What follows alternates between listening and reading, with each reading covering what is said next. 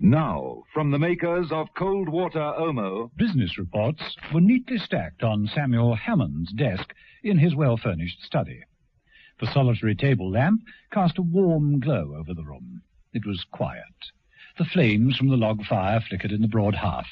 There was an atmosphere of quiet contentment. This, one felt, must be the home of a well-educated, civilized man of sober habits. A home where peace always reigned. And then... No! The silence was shattered by a terrible scream and a crash.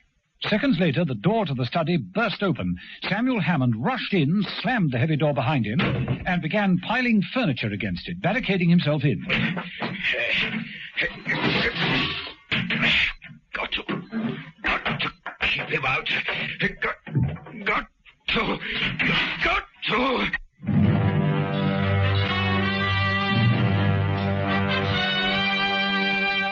The Avengers.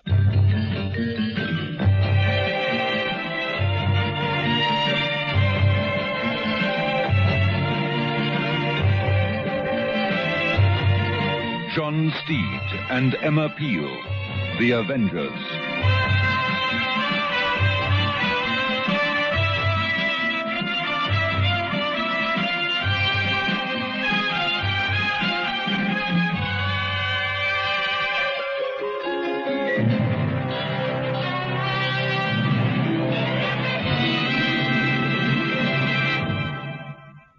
Cold Water Omo has really powerful cleaning action. Mrs. Senior discovered this. My husband wears overalls to work, and they come back very sort of greasy and dirty.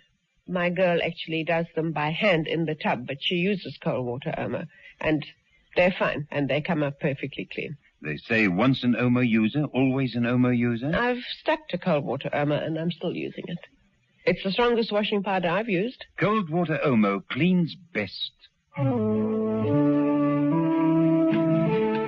Beautiful Jill St. John knows the value of the creamy, moisturizing lather of Lux. Choose Lux to keep your skin soft and smooth. Lux, a beauty treatment as you bathe.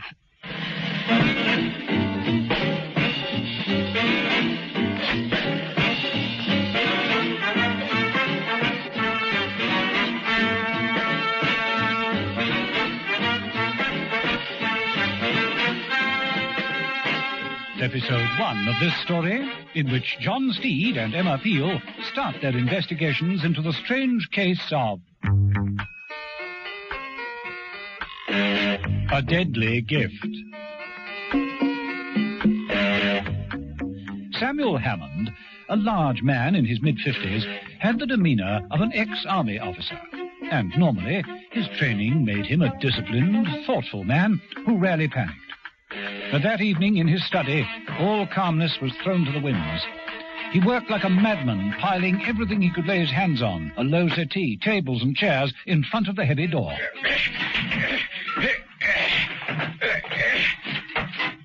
When he'd built an effective barricade, he paused and listened. Nothing at all. He's gone away. He mopped his wet forehead with a spotlessly white handkerchief and moved towards the desk, reaching out for the telephone. I must get help. I must.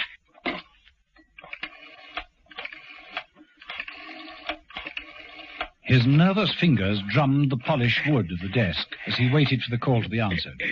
He picked up an unusually shaped fountain pen and tapped anxiously.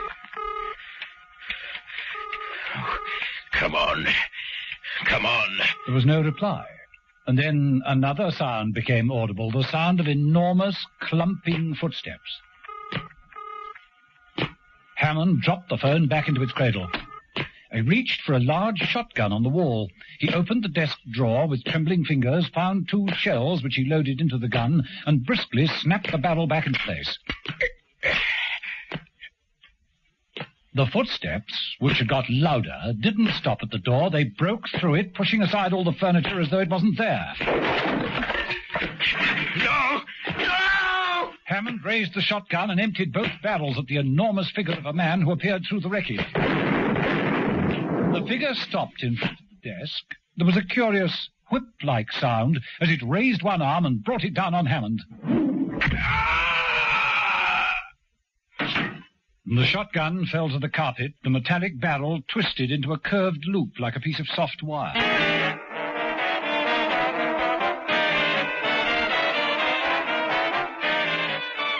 In John Steed's apartment, Mrs. Peel sat staring pensively at two small interlocking pieces of metal.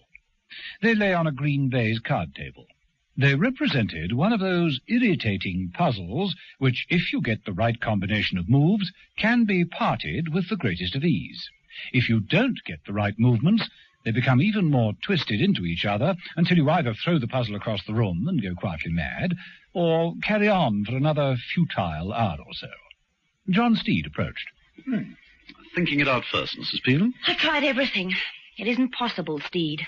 I've moved through all the permutations, and it isn't possible to separate those two pieces of metal. Want a bet? You think you can?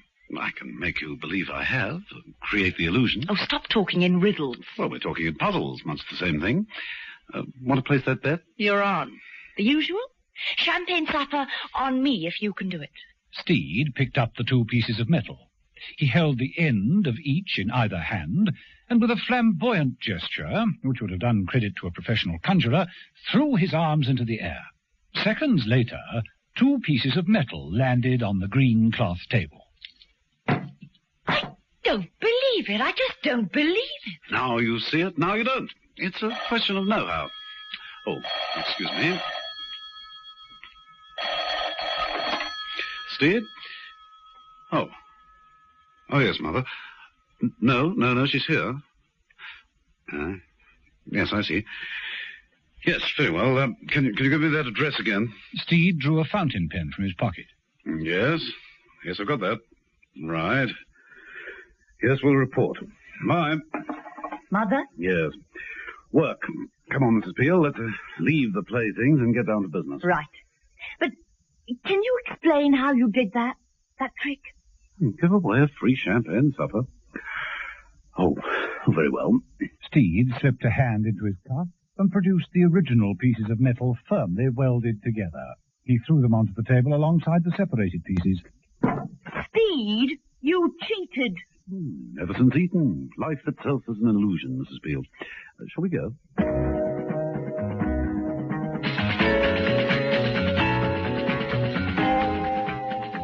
In the study of Samuel Hammond's house, John Steed prodded with the end of his umbrella at the broken hinge of the heavy door. He moved about the room, taking in every detail with a professional air. The body of Samuel Hammond had been removed, but the twisted shotgun still lay on the desk. Interesting, isn't it, Mrs. Peel? What on earth is it? Shotgun. Rather unique. Wherever you aim, you'll hit the chandelier. I thought you might like to check on Mother's files. Should I recap? Please do. First victim, Walter Carlson, found dead in his apartment on the 5th, fractured skull. Number 2, Andrew Denham in his penthouse on the 6th, fractured skull. And last night, Samuel Hammond... Don't tell me. Fractured skull? Broken neck. Oh, sorry. Well, here's the list of their holdings. Carlson was chairman of commercial imports, Denham head of auto engineering, and Hammond on the board of electrical industries. All the way up in the top bracket. Where the vultures gather. Meaning? Well, it's difficult to reach the top without making enemies.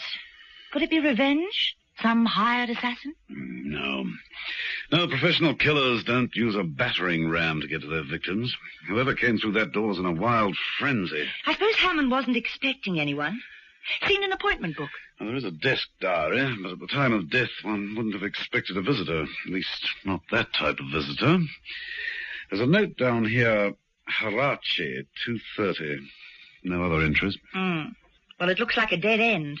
Correction, 3 dead ends. Yes. It makes one wonder if there'll be a 4th, doesn't it?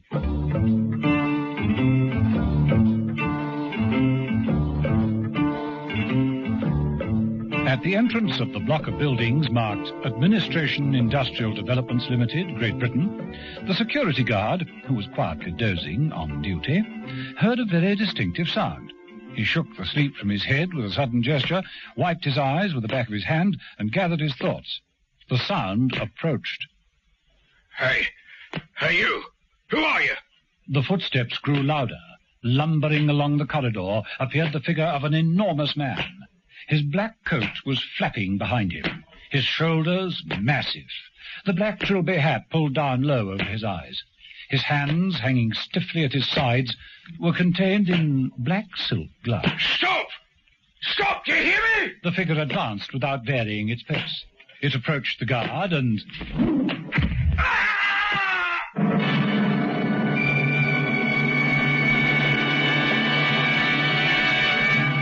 The noise didn't penetrate to the inner office, where Lambert, a well-groomed, high-powered executive, was talking on the telephone.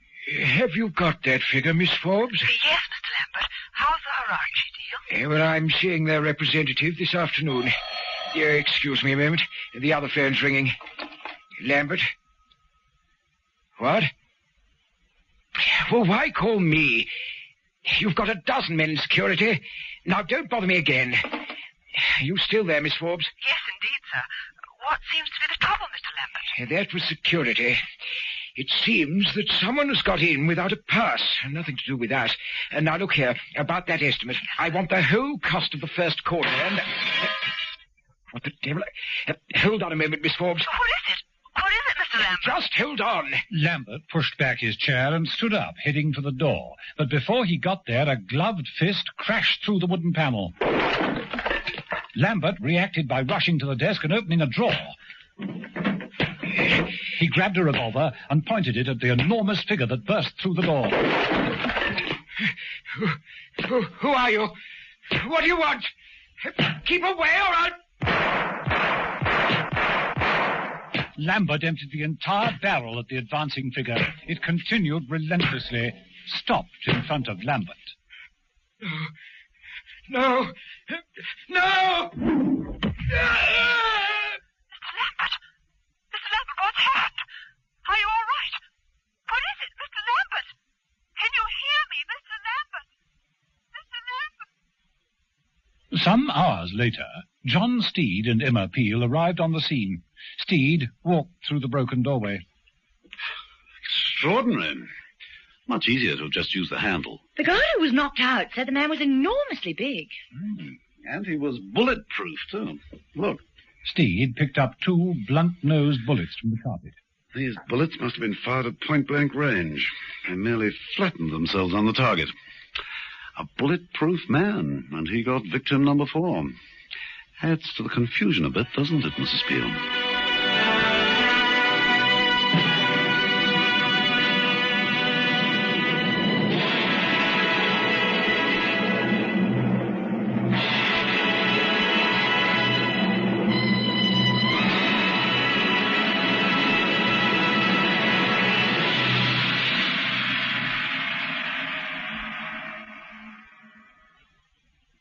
And with a final heave on the spanner, Ronnie Miller finishes changing his flat tire in just 6 minutes, 32 seconds.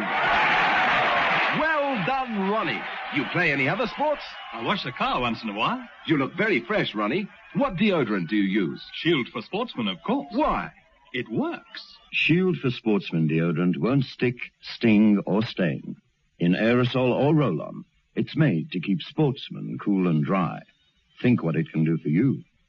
There's no dirt that can stand up to the cleaning power of cold water Omo, If you use cold water, Omo comes out very, very easily indeed. says Mrs. Sutherland of the Innican. Once an Omo user, always an Omo user. It cleans best.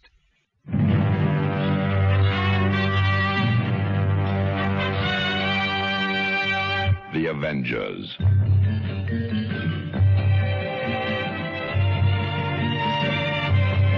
Listen every evening, Monday to Friday, to John Steed and Emma Peel, The Avengers, brought to you by the makers of Cold Water Omo.